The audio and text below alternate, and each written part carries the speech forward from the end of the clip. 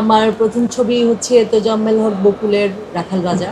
মায়ের আঁচল দিয়ে যে চোখ বেঁধে রাখাল আমাকে খুঁজে বেড়াচ্ছে, মানে রাজকুমারীকে যে খুঁজে বেড়াচ্ছে, এই সিন দেখে যে অনেক ছেলে কাঁদতে কাঁদতে অস্থির, মেয়েরা কাঁদতে কাঁদতে অস্থির নায়কের জন্য।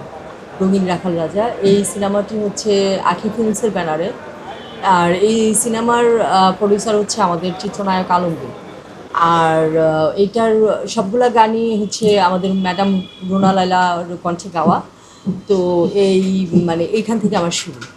তো যেটা আপনি আমাকে বলেছেন যে এই সিনেমাগুলো দেখা যাবে না, আর আসলেই আমাদের সিনেমার গল্পগুলো তখন থেকে, যে এই যে প্রথম সিনেমাটায় আমি যে গল্পটা পেয়েছি, পরবর্তীতে প্রথম ২ দিন আমাকে হয়তো একবার দুবার অভিনয় আমার ডাইরেক্টর আমাকে বুঝিয়ে দিয়েছে। আর গল্প শুনে আমি নিজেই অভিনয়টা আমার ভিতর থেকে চলে আসছে গল্পের মানে শুনেই মানে মানুষের লোম দাঁড়িয়ে যায়, বা বুক দরফর করে, কান্না পেয়ে যায় দুঃখের সিন দেখে। এই গল্প হয়তো আর কখনো হবে না এরকম।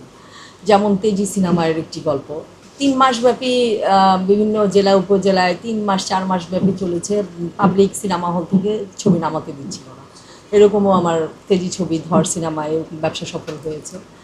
তো গল্পগুলো এত সুন্দর, এত মানে গল্পের ডেপ, মানে এগিয়ে যাওয়া, সামনে কি হবে পাবলিক বুঝতে পারছে যে এরপরেই মনে হয় কান্নাকাটির সিন চলে আসবে। ঠিকই এরপরে কান্নাকাটির সিন চলে আসতেছে। মায়ের আঁচল দিয়ে যে চোখ বেঁধে রাখাল আমাকে খুঁজে বেড়াচ্ছে, মানে রাজকুমারীকে যে খুঁজে বেড়াচ্ছে, এই সিন দেখে যে অনেক ছেলে কাঁদতে কাঁদতে অস্থির, মেয়েরা কাঁদতে কাঁদতে অস্থির নায়কের জন্য।